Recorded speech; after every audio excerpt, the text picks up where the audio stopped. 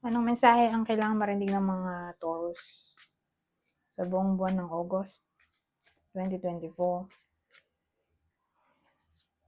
Pwedeng nangyari na to o mangyari pa lang. Kung hindi man mag-resonate sa inyo itong gagawin kong reading, baka mag-resonate sa someone na kakilala ninyo o malapit sa buhay ninyo. Ngayon, yung possible na maaaring makita nating gender. Huwag niyo na lang pansinin kung hindi fits sa sitwasyon nyo. Okay? Pwede rin namang gawin nyo na lang energy, masculine o feminine. Pwede rin gawin nyo na lang extrovert yung masculine at introvert yung feminine. So, kayo na bahala.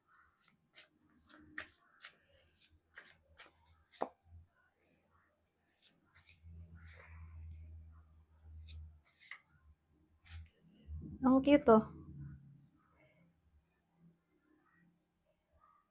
Yung itsura dun ng card.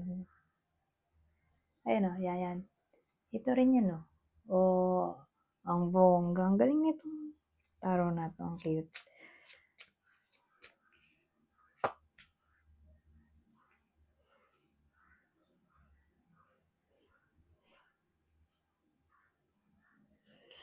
So, sa case na to, dalawa yung pwedeng senaryo. Una, mukhang magiging sad yung iba sa inyo. Ang reason ay dahil ano to parang public reward. Tama ba?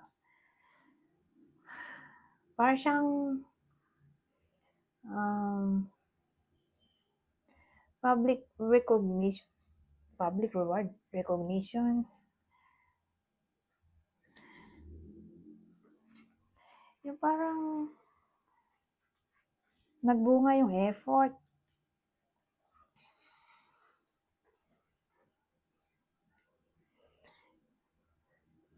So, fame through hard work. Yan, ganyan ang dating. Chariot. So, sa madaling salita, yung unang senaryo, hindi nila makukuha yung success, victory na gusto nilang mangyari.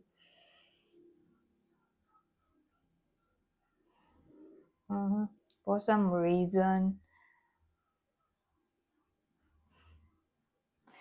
Ngayon, kung nangyayari na to, sabihin natin, may ine-expect yung iba sa inyo. Lalo na kung tungkol sa work, pero hindi nga nila nakuha. So, sabihin natin, ine-expect nila ma-promote, pero hindi nila nakuha. Ine-expect nila ang new job, hindi nila nakuha. Ine-expect nila may marireceive silang money, cash advance, hindi nila nakuha. Sick leave, yung mag-grant yung sick leave, vacation leave, hindi nila nakuha. Sabihin natin ganun. Example lang.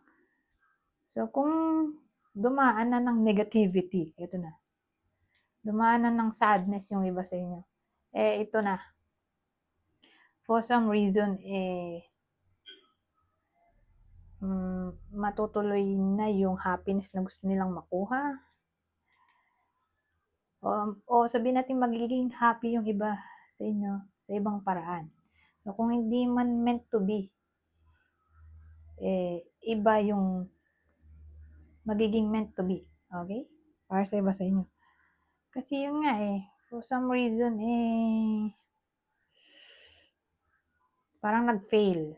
May something na nag-fail. Pero ito na nga, magiging successful na. So, applicable lang to dun sa nag-fail na. Umiyak na't lahat-lahat. Naging sad na. Ito. Either makukuha nila yon sa ibang panahon yung gusto nilang makuha. Hindi lang sa August.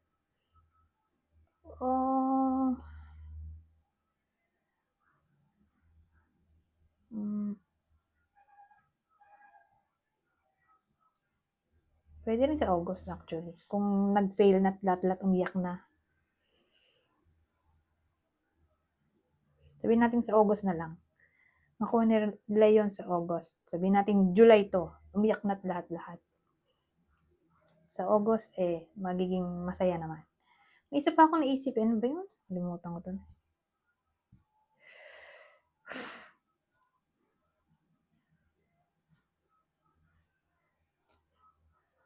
O kung di man nila makuha literally yung in-expect nila, parang sasaya sila sa ibang way. Sabihin natin may ibang blessing na darating. Ngayon, wala namang ibang tao dito. Kundi Taurus lang. Pumunta na tayo dito. Sa susunod.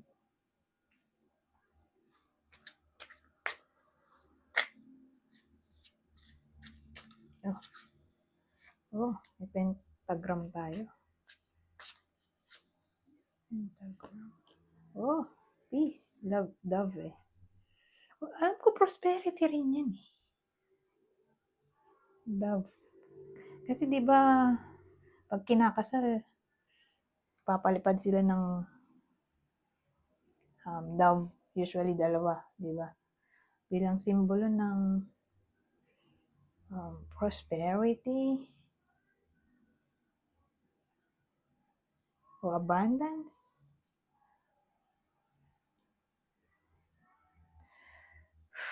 Ano tong pentagram?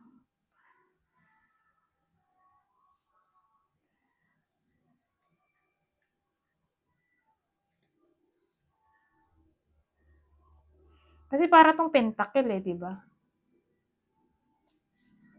Pero dito, sa deck na to, may pentacle din. Pero sa ibang deck ng tarot, ito yung nagmumukhang pentacle. Pero may nakita rin akong ganito sa mga spell witch, ganun, parang protection. Hindi ako sure. Pero dahil mukha siyang pera, doon ko na lang siya ilalagay. Ika-categorize ko na lang siya sa pera. O anything na para bang mahahawakan. So, prosperity na nahawakan, hindi pera yun. Diba? So, sa madaling salita, magkakapera yung iba sa inyo.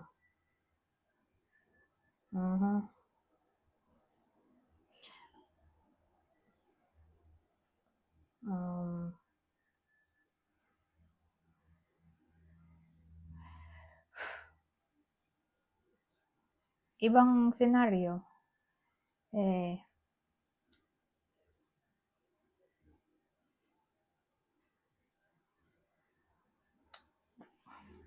peace offering. Peace offering pera.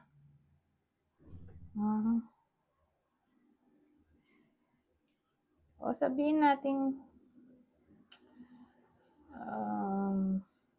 kung protection man to.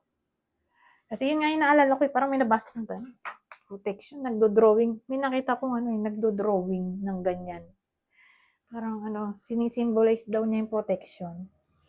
So again, nakita ko lang somewhere yun. So, baka mag-fail yung memory ko. So, hanapin nyo na lang sa internet. Tama ba itong pinagsasabi ko?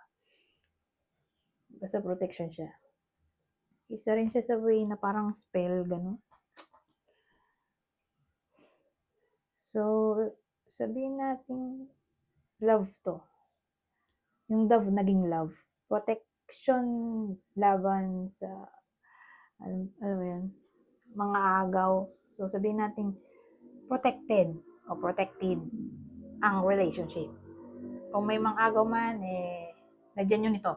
Mag-drawing kayo ng ganyan, star na may circle. Pero hindi ako sure kung dalawang circle ba talaga to. Ang alam ko lang circle, tapos may star sa loob. O para sure, di gayahin nyo na lang to. So sabihin natin, yung iba sa inyo ay problemado sa relationship dahil feeling nila baka maagaw yung jowa nila. Lalo na kung may pinagsisilosan na sila. Ayan, gawin nyo to. Maglagay kayo ng star. Tapos ayan, star na may bilog. Ayan, ganyan. May bilog sa labas. Pero again, hindi ako sure kung ganito nga ba talaga. Dalawang bilog. Alam ko isang bilog lang eh. So, ito yung pwede nating pangontra. Okay? Laban sa mga agaw. O pwede mangagaw ng jowa.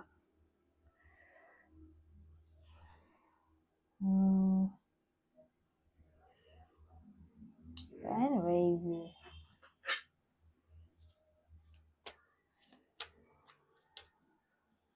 ito pala.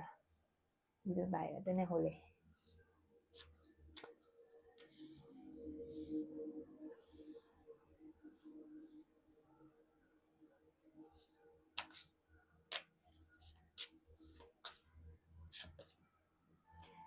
So, sabi dito, love language. Pero ito, maganda pa rin na kahit walang nangaagaw, hindi pa present, is sa August. Maglagay na kayo niyan kahit anong araw ng August. Diba? Para sure lang na protektado ang, yun nga, love. O, sabihin natin, isama na rin natin yung business. Diba? Protection sa, kasi alam ko, pangkalahatang protection na to. Protection laban sa magnanakaw o anyone na para bang may, ano yun?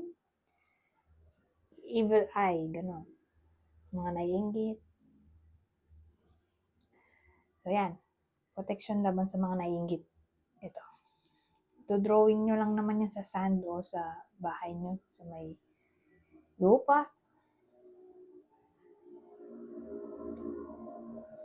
O pwede rin naman siguro sa papel na lang, di ba? Pero again, hindi ko master yung mga ganyan. Nababasa ko lang somewhere. Pero yun nga yung nakita ko, may taong nagdo-drawing sa lupa, dun sa bahay niya. So, who knows? Baka ganun talaga yung proper way. Pero kung di nyo kaya at nakakahiya naman, di ba? I-drawing nyo na lang sa, computer o sa papel. Ito, love language, quality time. Be the witness to each other's lives. Na-encourage ang quality time para to sa mga may karelasyon. Kasi, ganun daw yun eh. Kung baga, kahit na matagal na yung relasyon, may anak na lahat, kailangan pa rin magde-date. Kasi kapag di na nagde-date, nawawala nga yung feelings. Nagde-date, nag-spend ng time together.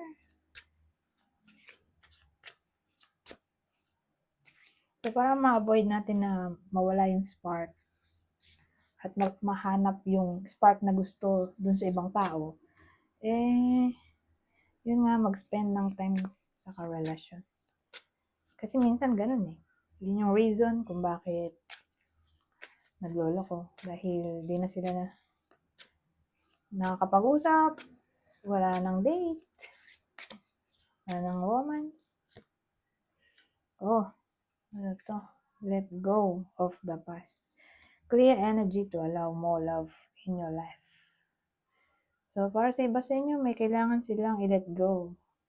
So, siguro ex na to. Pangkalata na to. Pang single or relationship. May need silang i-let go. So, pwedeng ex o mistakes ng nakaraan. Case-to-case basis. So, sa madaling salita, kailangan na mag-move on sa nakaraan. Huwag na i-bring sa present. So, again, mistakes o tao o situation. Kailangan na silang kalimutan. Para hindi mag-cause ng problem. Anyways, hanggang dito na lang. Goodbye. For now.